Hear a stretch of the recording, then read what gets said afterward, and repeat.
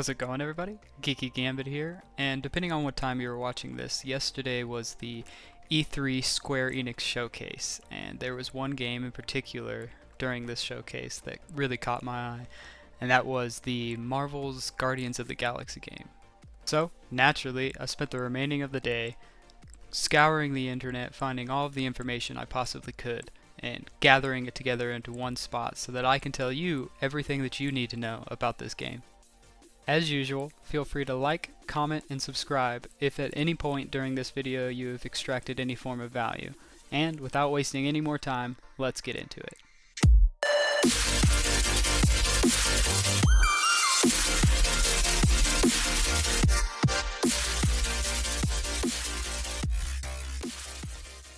Marvel's Guardians of the Galaxy is an upcoming single-player, story-driven, third-person action-adventure game with some RPG elements included that is being developed by Eidos Montreal, which is the studio behind games such as Deus Ex: Human Revolution.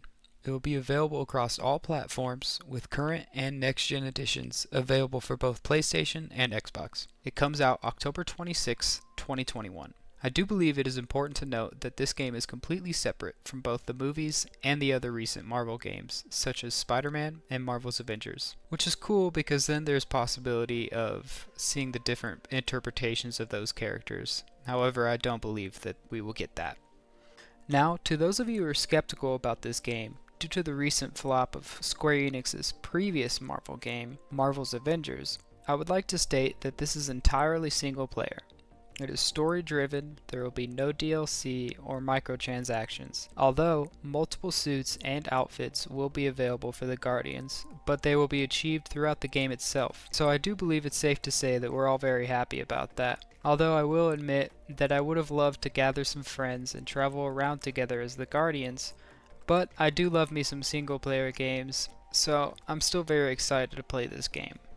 During an interview with IGN, developer Jean-François Dugas, I hope I'm saying that correctly, said this when asked why there wouldn't be any multiplayer. "We started to discuss different opportunities like multiplayer or co-op, but we are really looking at what the Guardians of the Galaxy is, and it's all about those characters. It's all about colorful personalities clashing with each other, and sometimes getting along. It's a mix of all these things, their qualities, their flaws, and we thought it would be freaking awesome if you could be one of those Guardians and put you at the center of that to be surrounded by those characters. And this is how it came to be."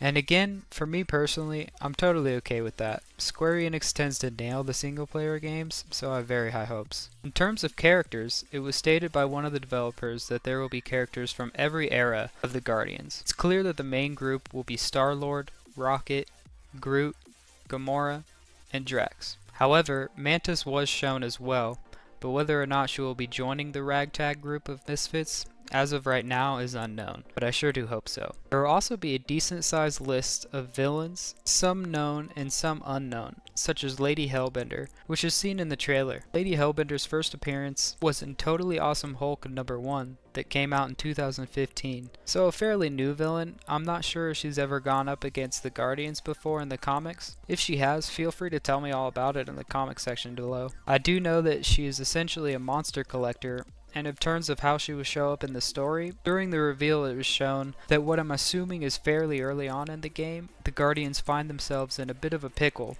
While attempting to pull a scheme on her, they sell the player's choice of either Rocket or Groot to her and plan to later break them out while also robbing her blind in the process. And I really love that. It seems very Guardians to me. The rest of what we know so far in terms of story is that it picks up when the Guardians are still relatively a newer team of misfits. It's a few short years after a massive galactic war and the galaxy is still in fallout. During the fallout, Peter Quill comes up with a money-making scheme to gather a group of heroes and sets out to gather the likes of Drax, Gamora, Rocket, and Groot. They've been together for about a year at this point, and I personally can't wait to see the chaos that they will inevitably cause and likely having to fix on their own. Now, in terms of gameplay, you play solely as Star-Lord.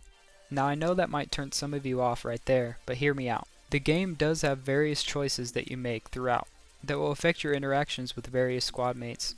even going as far as if and when you choose to chime in, has effects and changes elements such as dialogue and relationships with the other Guardians.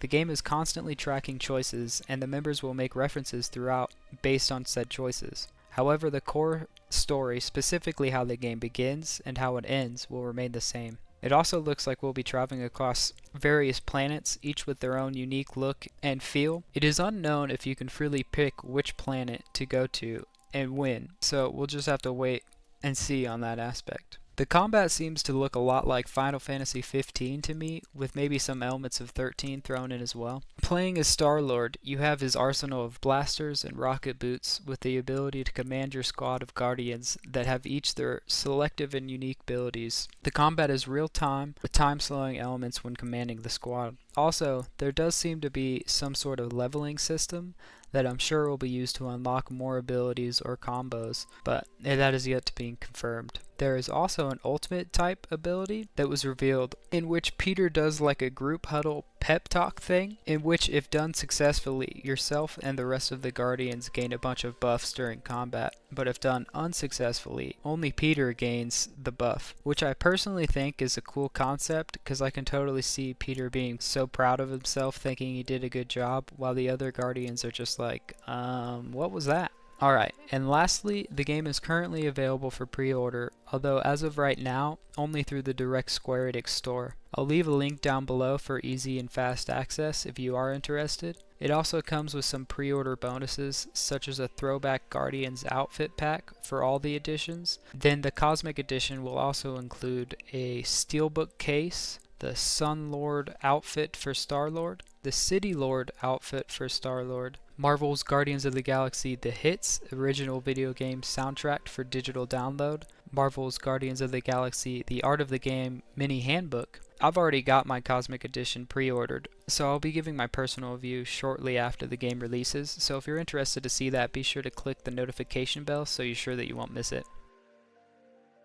Alright everyone, thank you so much for watching. I will continue to follow this game and keep you updated if anything substantial seems to come out, either here or on my Twitter page. I'll be sure to leave a link down below in the description so that you can go straight there and follow me there. Also, if you found anything enjoyable about this video, be sure to like, comment, and subscribe. I'll be posting weekly geeky content here that you won't want to miss. Again, thank you all for watching, and I'll catch you all in the next one.